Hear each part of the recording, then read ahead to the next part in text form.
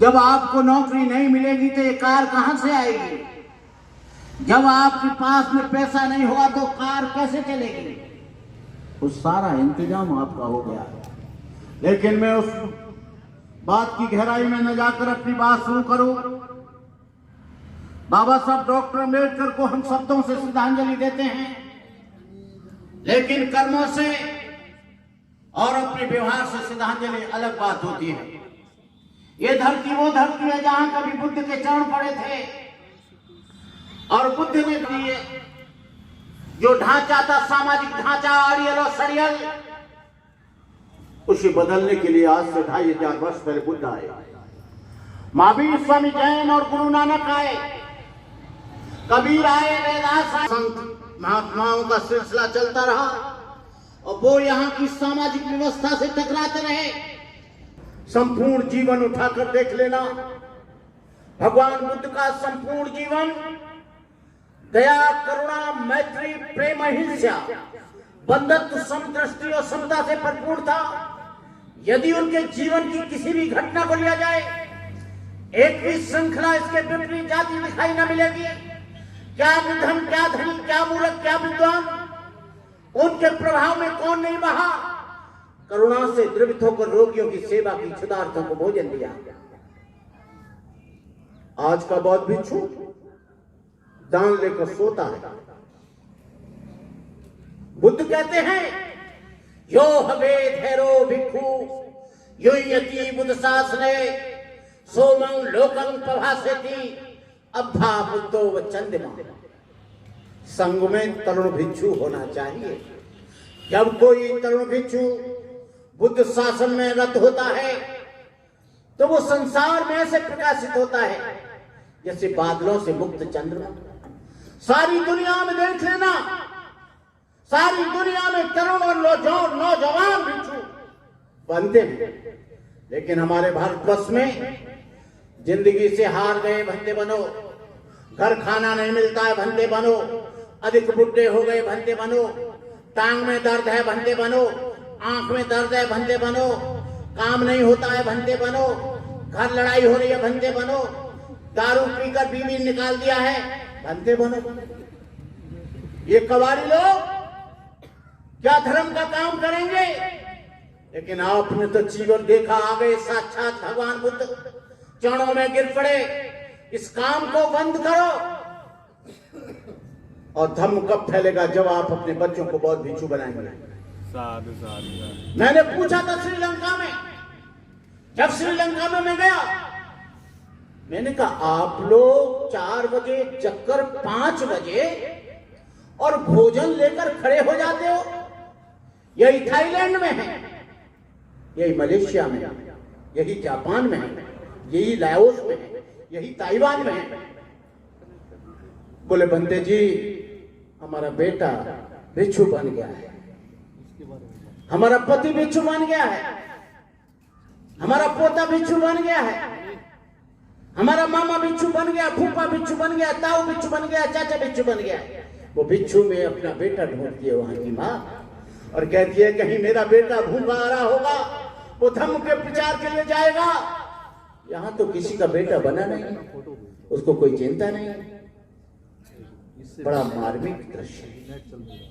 आपको बता दें, ये यदि बौद्ध भिक्षु धर्म कभी जिंदा रहेगा, तथागत ने आखिर समय में पावापुरी में से भोजन करके कहा था, आनंद से कहा था, कहा तथागत ने आनंद से, सबको पास बुला लेना। यदि धर्म में कोई शंका हो तो उसको आज मिटा लेना। चले गए, भगवान ने पूछा दोस्त तथागत को देना। धर्म की रक्षा संघ करेगा, संघ शरण में मिल रहना। धर्म यदि कभी जिंदा रहता है दुनिया में तो संघ के द्वारा रहता है। उपासक तो कितने आए कितने चले गए, लेकिन 2500 वर्ष से यदि भिक्षु संघ जिंदा है तो भिक्षु संघ की वजह से धम्म जिंदा है, धम्म की जगह से बुद्ध जिंदा है। मुझे बाबा साहब की एक बात यहाँ याद आती है। जब बाबा साहब ने संविधान दिया तो बाबा साहब पार्लियामेंट से बाहर निकल कर आ रहे थे 26 जनवरी 1950 को। राजेंद्र प्रसाद के हाथ में संविधान दिया, बाबा साहब बड़े खुश थे, बहुत खुश थे। तो आचार्य कृपलानी ने पूछ लिया, doctor Ambedkar today you are very happy, what happened, क्या हुआ? डॉक्टर अंबेडकर ने कहा, जो सदियों से गुलाम थे, जो सदियों से दास्ता की बेड़ियों में बंधे थे, मैंने आचार्य कृपलानी उनको स्वतंत्र कर दिया है। आज उनके बच्चे पढ़ सकते हैं, अच्छे कपड़े पहन सकते हैं, अच्छे मकानों में रह सकते हैं, अच्छी कारों में चल सकते हैं। और मैंने वो कर दिया जो 5000 वर्ष से गुलामी की दास्ता की बेड़ियां थी, मैंने उनको अपनी लिखित में संविधान में काट दिया। 14वां अनुच्छेद हमारे बाप ने नहीं बनाया, हमारी मां ने नहीं बनाया, हमारे भाई ने नहीं बनाया। 14वां और 15वां अनुच्छेद से लेकर 23वें अनुच्छेद तक बोधिसत्व डॉक्टर बाबा साहब अम्बेडकर ने वो सारी सुविधाएं दे दी जो आपको मनुष्य बनाने के लिए देनी चाहिए। तुम आज मनुष्य बन गए, नौकरी में चल पड़ते हो, कारों में चलते हो, वो कार बाबा साहब की है। कभी बाबा साहब ने अपना हाथ उड़ाया था महाकाल के सत्याग्रह के लिए, जिसमें कुत्ते बिल्ली पानी पी सकते थे, लेकिन आज आप एक्वागार्ड का पानी पीते हो। ये किसकी वजह से? तुमने कभी अपना हाथ तोड़ाया? तुमने कभी लात पड़ी? तुम्हारी गाड़ी में बैठते हुए कभी टांग टूटी? तुम्हारी शेविंग बनाने से कभी लाई ने इनकार किया? आज तुम एसी में चलते हो, कार में चलते हो, हवाई जहाज में उड़ते हो, कोई पूछता है आपको किस जाति से हो? ये बोधिसत्व डॉक्टर बाबा साहब अम्बेडकर की देन है। हम लोगों को उनको भूलना नहीं चाहिए।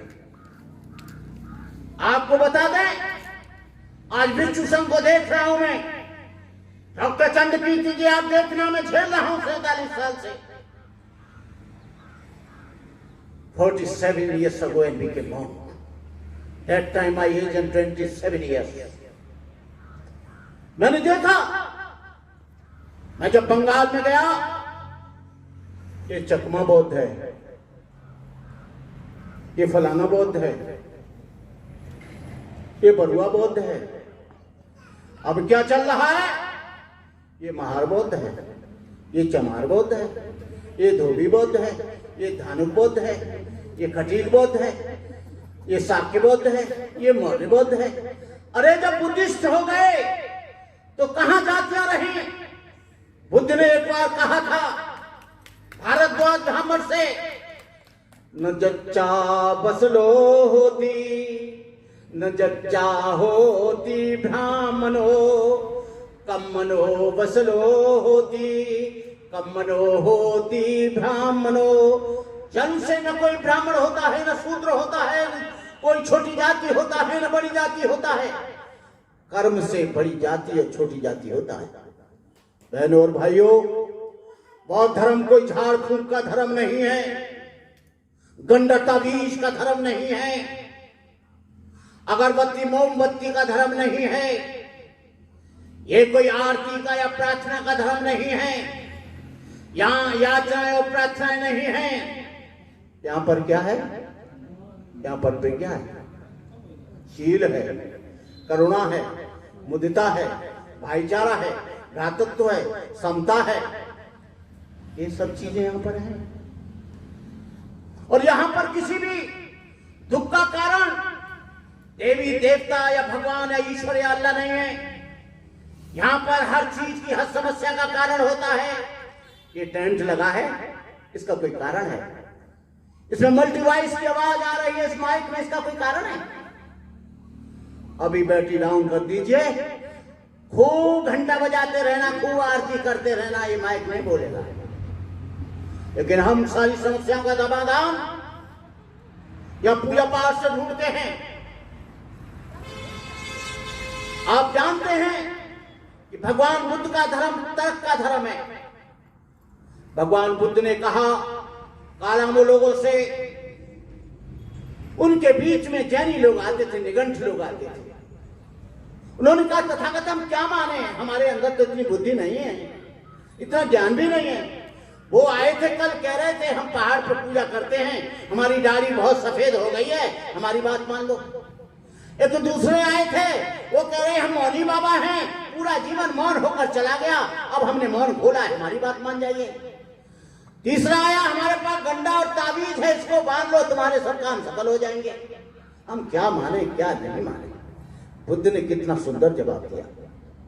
एक कालामो, किसी बात को इसलिए मत मान लेना कि ग्रंथों में लिखी है, किसी बात को इसलिए भी स्वीकार मत कर लेना कि परंपरा से चली आ रही है, किसी बात को इसलिए भी मत मान लेना कि कोई बहुत बड़े प्रोफेसर कह रहे हैं, किसी बात को इसलिए भी मत मान लेना कोई बहुत बड़े आचार्य कह रहे हैं, किसी बात को इसलिए मत मान लेना कोई मौलवी कह रहा है, किसी बात को इसलिए मत मान लेना कोई पादरी कह रहा है, किसी बात को इसलिए मत मान लेना कि उसके गले में ढेर सारी मालाएं पहनी है। इन्होंने कहा माने तो माने क्या, कि किसी बात को इसलिए मान लेना कि वो बुद्धि संगत है, न्याय संगत है, तर्क संगत है, और जो सबके लिए कल्याणकारी है, जो तुम्हारे भी लिए हित में है, मेरे भी हित में है, दूसरे के भी सुख में है, मेरे भी सुख में है, जो किसी को कष्ट ना देती हो, जो किसी का नुकसान न करती हो, उस बात को मान लेना, वही बात सत्य है। बुद्ध ने इस तरह से लोगों को बताने का काम किया। इसी धरती पर प्रसेनजीत कभी कभी भगवान बुद्ध के दर्शन करने जाते थे। इसी श्रावस्ती में भगवान बुद्ध आए। उनकी पत्नी भगवान बुद्ध की बहुत बड़ी उपासका थी। राजा कभी भांग खाकर, कभी गांजा खाकर, तो कभी चिलम पीकर, तो कभी अफीम खाकर सोता था, क्योंकि उसको नींद नहीं आती थी। उसकी पत्नी ने कहा, यहां भगवान बुद्ध आए हैं, तू वहां पर चल, तेरा मन शांत हो जाएगा, तेरे मन में करुणा का संचार होने लगेगा, तेरा हृदय ओतप्रोत होने लगेगा, तेरे मन में प्रज्ञा जागृत हो जाएगी, तेरा मन करुणा से भर जाएगा। जब तू भगवान बुद्ध के बताए हुए सीलों का पालन करेगा तो निश्चित रूप से तेरा कल्याण होगा। बोला कि तू नहीं मानती है तो मैं चलता हूं। बुद्ध के पास गया राजा, ढेर सारे फूल तोड़ ले गया जैसे ये लोग लाए थे। एक सोने चांदी हीरे मोती का एक मुकुट ले गया। बुद्ध के पास गया रथ में बैठकर। संजीत ने कहा, अहो भाग, आप मेरे क्षेत्र में आए हैं, आपके पिता मेरे मित्र हैं शुद्धोधन, मैं कैसे आपका अभिनंदन करूं? आपका हार्दिक अभिनंदन है आपके आगमन पर। बुद्ध को सोने का मुकुट देने लगा। बुद्ध ने कहा, मेरे किसी काम का नहीं है, इसे झाड़ी में फेंक दे। बुद्ध को उसने सोचा कि सन्यासी सोना चांदी ग्रहण नहीं करता होगा।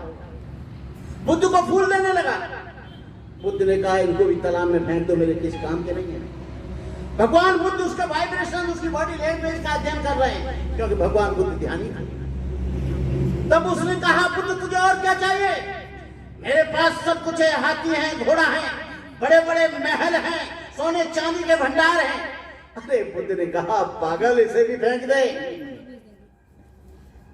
क्या सोचता है? जब बुद्ध ने उससे कहा, पुत्ता मति धनमति इति बालो विहंजति अत्ताहि अत्तनो नति कुतो पुतो कुतो धनं। यह पुत्र मेरे हैं, ये धन मेरा है, ये मकान मेरा है, ये गाड़ी मेरी है, ये बेटा मेरा है, ये पुत्र मेरा है, ये नाती मेरा है। बुद्ध ने कहा, जो ऐसा सोचते हैं वो मूर्ख है। तेरा शरीर तक नहीं, कहां पुत्र और कहां धन। बुद्ध ने कहा, सब कुछ रूपांतरित हो रहा है, everything change, every moment everything change, हर चीज परिवर्तित हो रही है। बुद्ध ने पूछा, क्या तू धन दौलत से अपने पूर्वजों को ला सकता है, तेरे माँ बाप को ला सकता है, अपने बचपन को ला सकता है, अपनी जवानी को ला सकता है? उसने कहा, नहीं तथागत। तब बुद्ध ने कहा, यही सत्य है, जीवन है।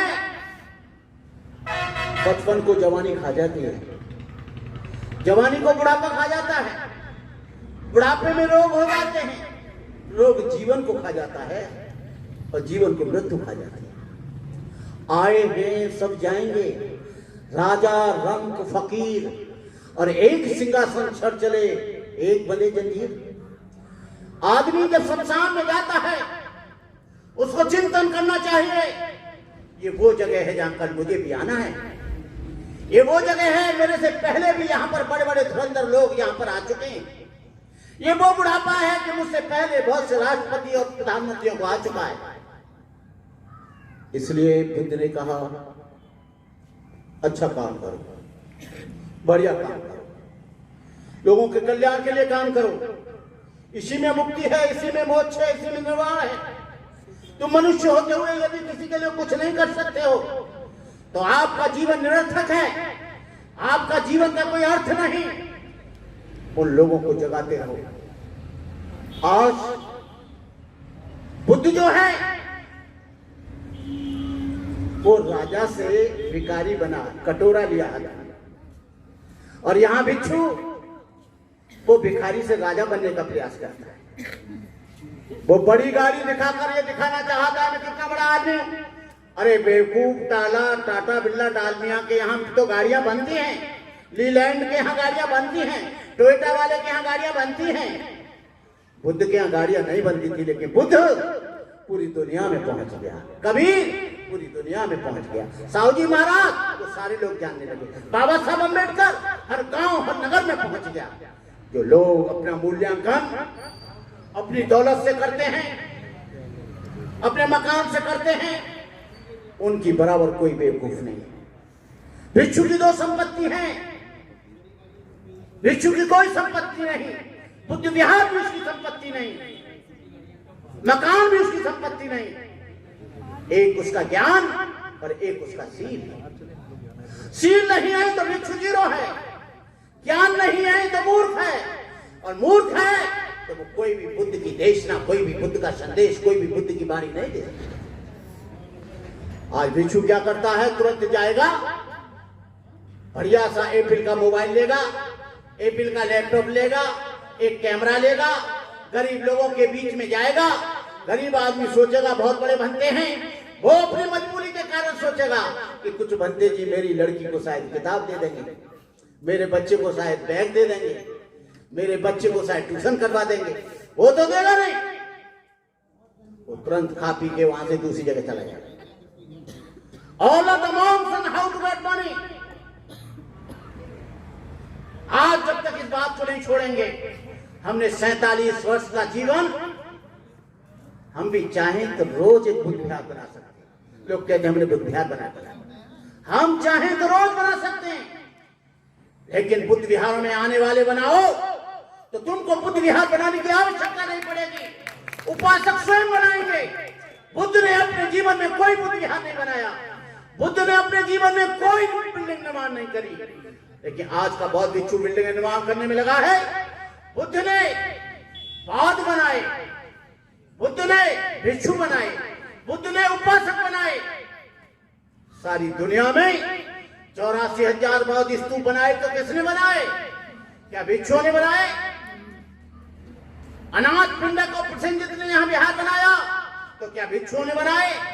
आज भिक्षु ये उदाहरण देता है, मेरे पास इतना बुद्ध विहार है, मेरे यहाँ इतना वो हो रहा है, लेकिन उसके यहाँ से 4 भिक्षु भी ट्रेनिंग के लिए, 4 भिक्षुड़ी भी नहीं निकलती।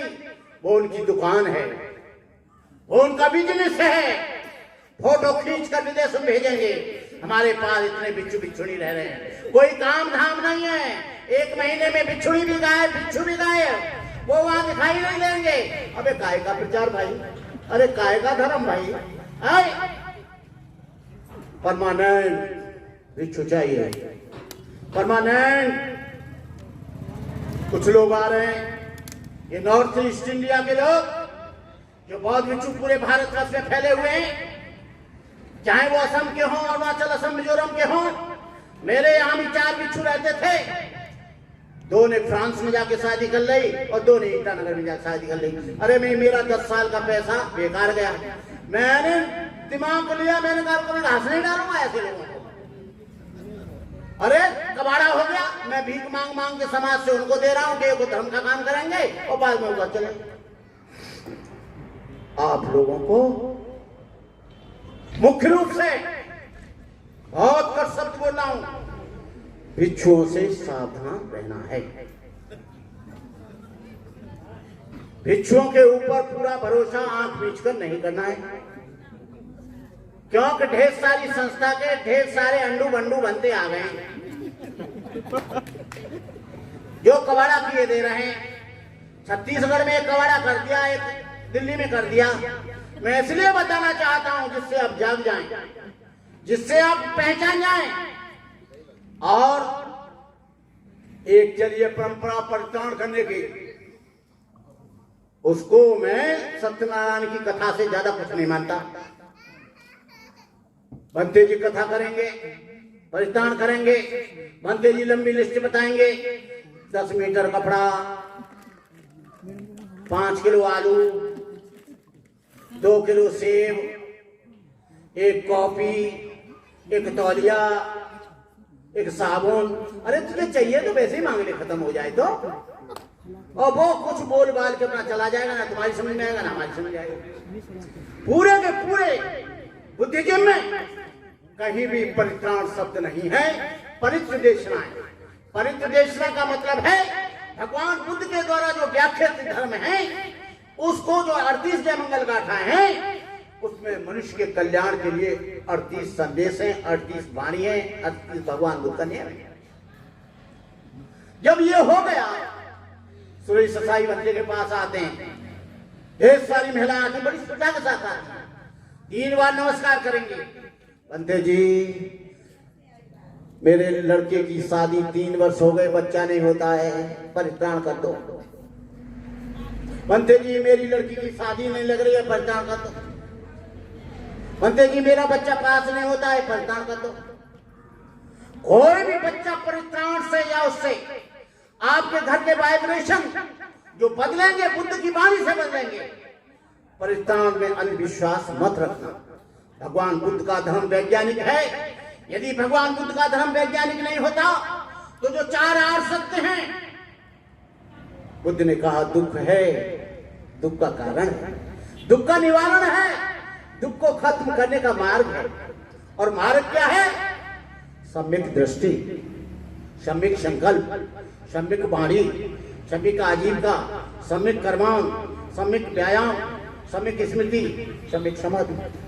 जो अष्टांगिक मार्ग का पालन करेगा, जो शील का पालन करेगा, उसके घर में निश्चित रूप से शांति होगी। जो अच्छे अच्छे कर्मों का आचरण करेगा। डॉक्टर बाबा साहब अम्बेडकर से दीक्षा लेते हुए पत्रकारों ने पूछा था, डॉक्टर अम्बेडकर आप धम्म धम्म चिल्ला रहे हैं, you tell me what is धम्म। डॉक्टर अम्बेडकर ने एक लाइन में बुद्धा एंड धम्मा पढ़ी हो तो उसको पढ़ना। डॉक्टर अम्बेडकर ने कहा to maintain purity of life is Dhamma. बौद्ध धर्म में जीवन की पवित्रता को बनाए रखना ही धर्म है।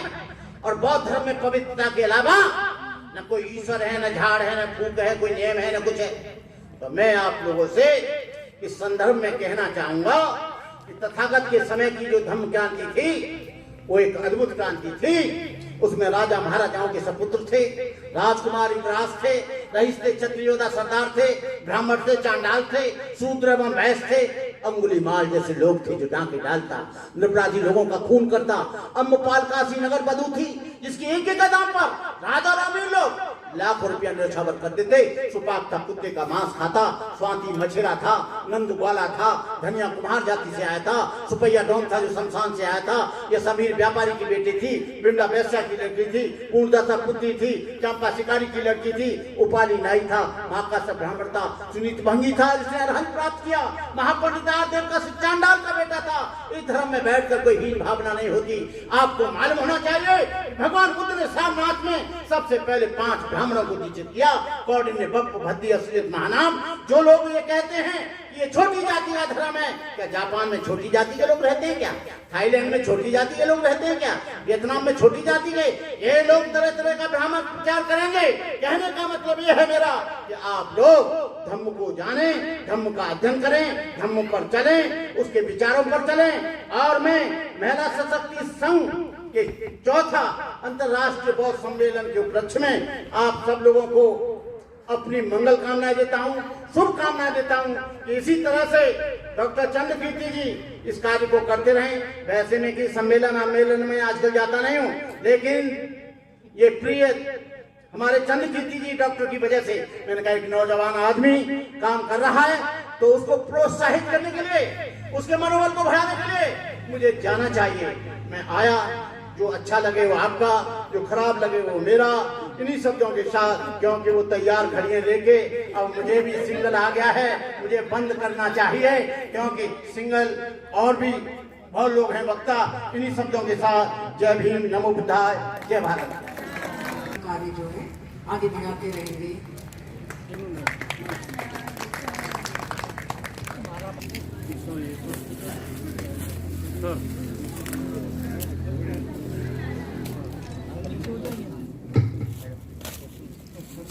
एक बार हमने देखी गुरु जी, आज फोटो इतने खींच लिए 500 रुपये में मात्र लखपति हो जाऊंगा यहीं। तू एक काम करना, इकडे आहे ना, इकडे मैं तू त्या बाजूने तिकडे येऊन जाणार तुझी फोटो